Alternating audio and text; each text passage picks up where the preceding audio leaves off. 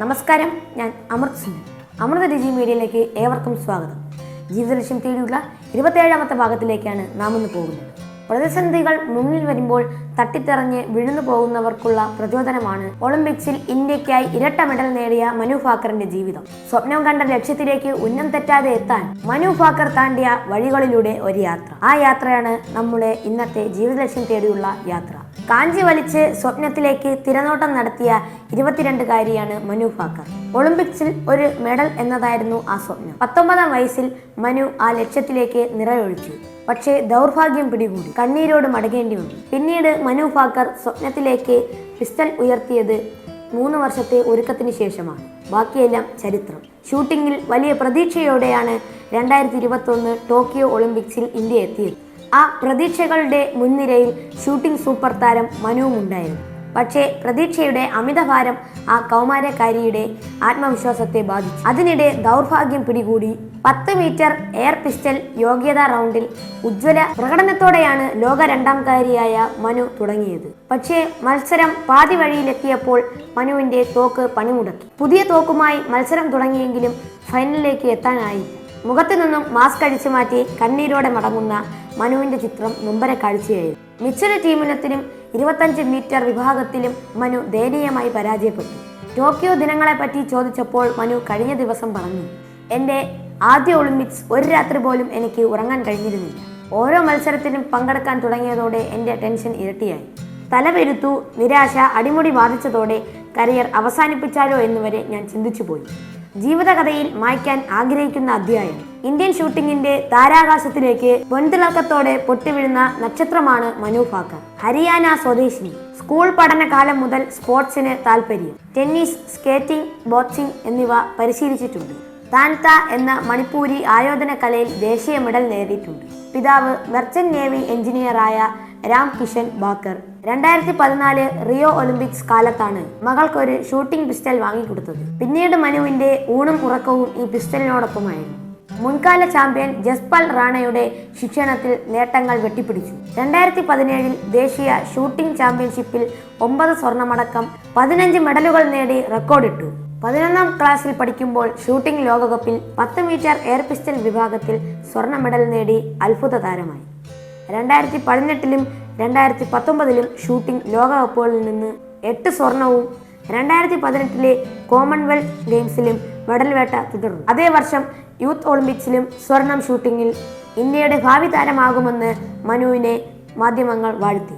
പിന്നീടായിരുന്നു Tokyo ദുരന്തം. 2018 മനു രാജ്യത്തിനായി medal വേട്ട നടത്തുമ്പോൾ ഇന്ത്യൻ ദേശീയ ടീമിന്റെ പരിശീലകനായിരുന്നു ജസ്പാൽ റാണ. മനുവിനെ പോലെയുള്ളവരാണ് അടുത്ത ഒളിമ്പിക്സിൽ നമ്മുടെ പ്രതീക്ഷ, ജസ്പാൽ പറഞ്ഞു. പക്ഷേ ടോക്കിയോയ്ക്ക് മുൻപ് ഇരുവരും തമ്മിൽ ഇടഞ്ഞു.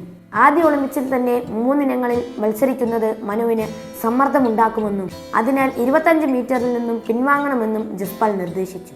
എന്നാൽ മനു കൂട്ടാക്കിയില്ല. ദേശീയ ക്യാമ്പിലേക്കുള്ള മറ്റൊരു താരത്തെ സഹായിക്കാൻ ജസ്പാൽ വഴിമുടക്കുന്നു എന്നായിരുന്നു മനുവിന്റെ തോന്നൽ. തൊട്ടു പിന്നാലെ നടന്ന ലോകകപ്പിൽ മനു 25 മീറ്റർ വിഭാഗത്തിൽ തോറ്റത് ജസ്പാൽ സഹായിച്ചു എന്ന് മനു കരുതിയ ഷൂട്ടറോട്. ഇപ്പോൾ സമാധാനമായോ എന്ന് ചോദിച്ച് മനുവിന് ജസ്പാൽ സന്ദേശമയച്ചു. അവിടെയും തീർന്നില്ല. ആ സന്ദേശവും മനു അതിന് കൊടുത്ത മറുപടിയും. ഒരു ടീഷർട്ടിൽ പ്രിന്റ് ചെയ്ത് അത് ധരിച്ച് ജസ്പാൽ ഷൂട്ടിംഗ് റേഞ്ചിൽ പോവുകയും ചെയ്തു. ഇരുവരും തെറ്റി. ജസ്പാൽ ദേശീയ പരിശീലക സ്ഥാനത്തു നിന്നും മാറി. ടോക്കിയോയിൽ മനു അടിമുടി പരാജയപ്പെടുകയും ചെയ്തു. ടോക്കിയോയിൽ നിന്നും മടങ്ങിയ ശേഷം ഇരുവരും തമ്മിൽ വാക്പോര് തുടർന്നു. മനുവിന്റെ വീട്ടുകാരും ജസ്പാലിനെതിരെ തിരിഞ്ഞതോടെ താരത്തെ കുറ്റപ്പെടുത്തി പരിശീലകനും പരസ്യമായി രംഗത്തിറങ്ങി. ഇന്ത്യൻ ഷൂട്ടിംഗ് രംഗം ചെളിവാരി എറിയലുകളുടെ കലങ്ങിയ നാടുകൾ. എന്നാൽ ടോക്കിയോ സൃഷ്ടിച്ച ആഘാതത്തിൽ മെല്ലെ കരകയറിയ മനു ഒരു സത്യം തിരിച്ചറിഞ്ഞു. തന്റെ കരുത്തും ദൗർബല്യവുമൊക്കെ ജസ്പാലിനേക്കാൾ നന്നായി മറ്റൊരാൾക്കറിയും. വീണ്ടും വിചാരമുണ്ടായി. 2023 ജസ്പാലിന്റെ സഹായം തേടി മനു വിളിച്ചു. വാക്പോരുകൾക്ക് അവധി കൊടുത്ത് ഇരുവരും വീണ്ടും ഒന്നിച്ചു. വെടിനിർത്തൽ. മനുവിന്റെ പേഴ്സണൽ കോച്ചായി ജസ്പാൽ ദൗത്യമേറ്റെടുത്തു. ടോക്കിയോ ഒളിമ്പിക്സിൽ പരാജിതയായി മടങ്ങിയ ശേഷം മനു വീട്ടിന്റെ ചുവരുകൾക്കുള്ളിലേക്ക് ഒതുങ്ങി. 3 മാസത്തേക്ക് തോക്കെടുത്തില്ല. പരിശീലനം നിർത്തി കരിയർ അവസാനിപ്പിക്കാൻ മാതാപിതാക്കളോട് സമ്മതം നേടി. എന്നാൽ പിതാവ് രാം കിഷനും മാതാവ് സുമേധയും ഒന്നും പറഞ്ഞില്ല. പകരം മകളെയും കൊണ്ട് ഒരു വിനോദയാത്രയ്ക്ക് പോയി. കുറച്ച് ബന്ധുക്കളെയും ഒപ്പം കൂട്ടി. കേരളത്തിലേക്കായിരുന്നു ആ യാത്ര. പല സ്ഥലങ്ങളും സന്ദർശിച്ച ശേഷം ഒരു ദിവസം ചേറായ ബീച്ചിലെത്തി. അവിടെയുള്ള ഒരു റിസോർട്ടിലായിരുന്നു താമസം. വീട്ടുകാർ ബീച്ചിലേക്ക് പോയെങ്കിലും മനു താല്പര്യമില്ലാതെ റിസോർട്ടിൽ തന്നെ ഇരുന്നു. അപ്പോഴാണ് വെള്ളം കുടിക്കാനായി റൂമിലിരുന്ന ജഗ് മനു കയ്യിലെടുത്തത്. ഷൂട്ടിംഗ് താരങ്ങൾ പരിശീലനത്തിന്റെ ഭാഗമായി വെള്ളം നിറച്ച ജഗ് പോലുള്ള സാധനങ്ങൾ കയ്യിലെടുത്ത് പൊക്കാറുണ്ട്. ഹോൾഡിംഗ് പ്രാക്ടീസ് എന്നാണ് അതിനെ വിളിക്കുന്നത്. റിസോർട്ട് മുറിയിലെ വെള്ളപാത്രം കയ്യിലെടുത്തപ്പോൾ മനു ഓർമ്മിച്ചു, താൻ ഇങ്ങനെ തോറ്റു പിന്മാറേണ്ടവളല്ല എന്ന്. ടോക്കിയോയിൽ നിന്നും മടങ്ങിയെത്തിയതിനു ശേഷം 1 മാസത്തോളം തോക്ക് കയ്യിലെടുക്കാത്ത മനു അടുത്ത ദിവസം ഡൽഹിയിലേക്ക് മടങ്ങി. റേഞ്ചിൽ പോയി പരിശീലനം പുനരാരംഭിച്ചു. പരന്ന വായനയാണ് മനുവിന്റെ മനക്കരുത്ത്. ചരിത്രത്തിൽ നിന്ന് നിങ്ങൾ എന്നെ എഴുതിത്തള്ളിയേക്കും. കള്ളത്തരങ്ങളും പുളിവചനങ്ങളും പറഞ്ഞ് എന്നെ ചെഴുക്കുഴിയിൽ താഴ്ത്തിയേക്കും. പക്ഷേ പൊടിപടലം പറന്നുയരുന്നത് പോലെ ഞാനും പറക്കും.